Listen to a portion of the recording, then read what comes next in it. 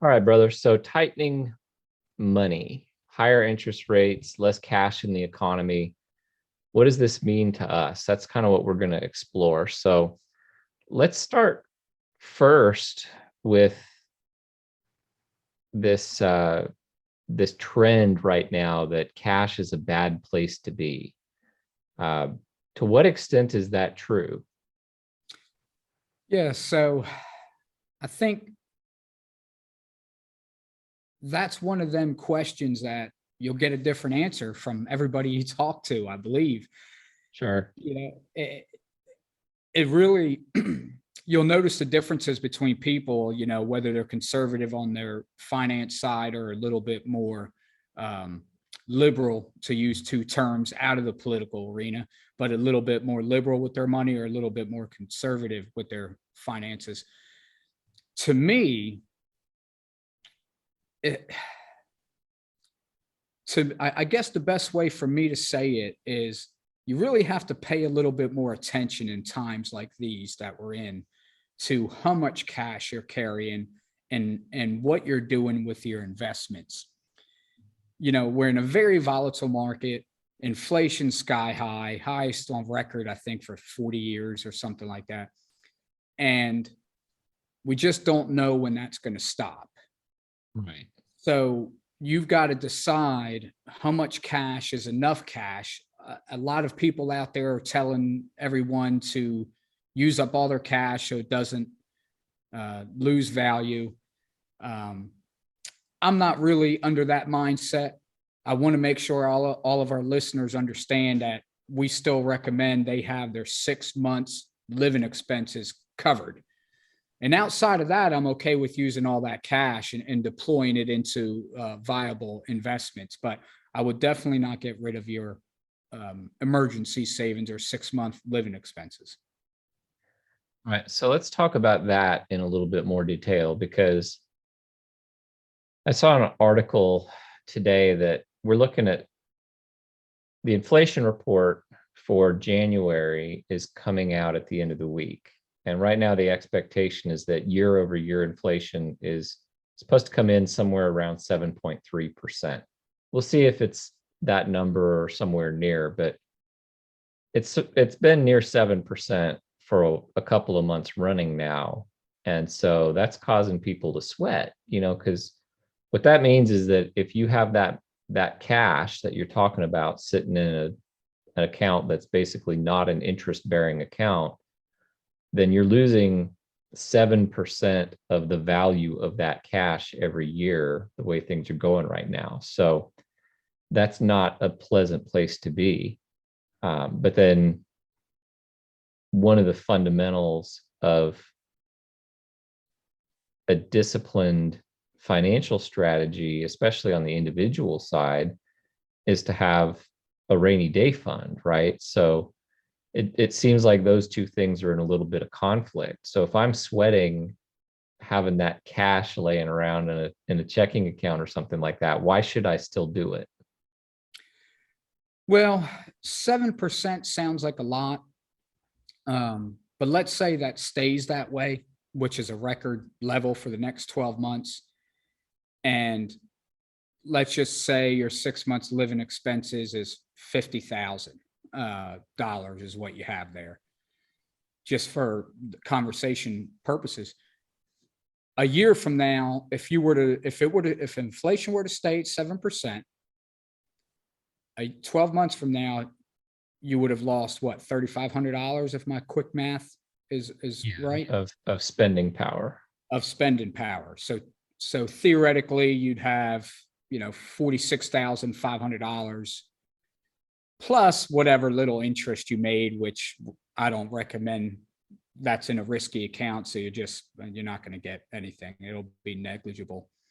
But the reason people should keep it is we just don't know. Nobody has a crystal ball. So we don't know what's going to happen 12 months from now. And yes, everyone out there pretty much knows that the job market is very hot. Everybody's hiring. Very little people are worried about losing their job. wages are going up. So I get it. So some people might think, oh, okay, well, we don't need that. We feel secure in our job. No, there's really no such thing as job security. And what they, if 3 months from now, you could end up just being unnecessary. I mean, your company could decide they're replacing your position with an automated, robot or AI, or they could decide they just don't need the position anymore. So Right. you just don't know what's going to come up. And I will say this, when we talk about risk reward a lot. So yes, you have the potential to lose 7% on the money, but flip that around. And what's the potential that could happen to you if you use that money and you don't have access to it when you need it? I think we could probably all agree that would easily be more than 7%. That's one of the keys, I think, when you consider why you would even have cash to begin with.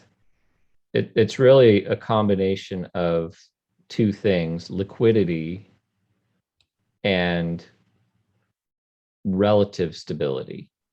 Now, obviously, losing 7% value annually is not super stable, but someone might make the argument, well, I should be in crypto because it's just as liquid, right? I can get in and out of that very easily. So why not get into crypto instead of holding cash? Well, the answer is that right now crypto is still relatively volatile, and there are significant ups and downs with crypto. And you may be in a situation where you could see a 7% swing in a matter of hours, let alone annually. But that can be a benefit, that can be a disadvantage. But when you're talking about volatility, the timing matters. If you need that money right now, and it just so happens that crypto is on like a down week, and you're down 20%, which can happen in a week, then you've lost a significant amount of the spending power of what you have invested in that. So cash is still relatively more stable, and you're not talking about putting your entire value of all of your possessions into cash, but you're still keeping enough of what you have liquid so that it's there if you need it. Life happens. You talked about potentially losing a job. People get sick, unfortunately. One of the things that's happened a lot with COVID is people didn't get the checkups that they needed, right? They were afraid to go get their cancer screenings. They were afraid to go get their physicals.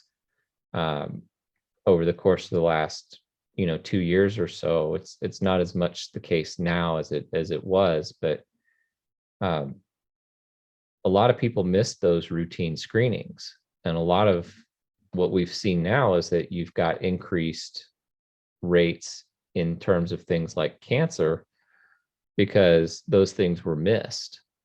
And if you find yourself in that position, and Lord willing, you won't, but it is happening to people. And if you're in that position and you find yourself out of work because you're going to be undergoing significant medical treatments over the next 3 to 6 months, having that liquidity available to you is important. That's going to be the difference between being able really to devote all of your attention to getting well, or having this thundercloud hanging over your head, causing you anxiety about how are you going to make everything meet.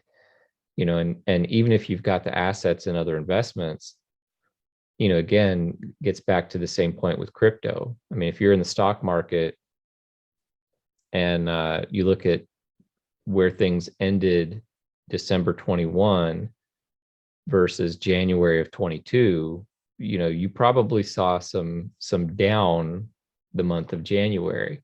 So if now all of a sudden that's where your assets are, that's where your emergency fund is, and you need to pull that 50,000 out of the stock market, it's going to have cost you more than 7%. And I think that's really the point. Yeah, definitely. So let's say, and my time period might be a little bit off, but let's say someone who had their rainy day fund and their 6 months living expenses, and they decided to put it in crypto. Well, let's remember there's a 1.5% give or take transaction fee, depending which crypto and what platform you're on, every time you do something.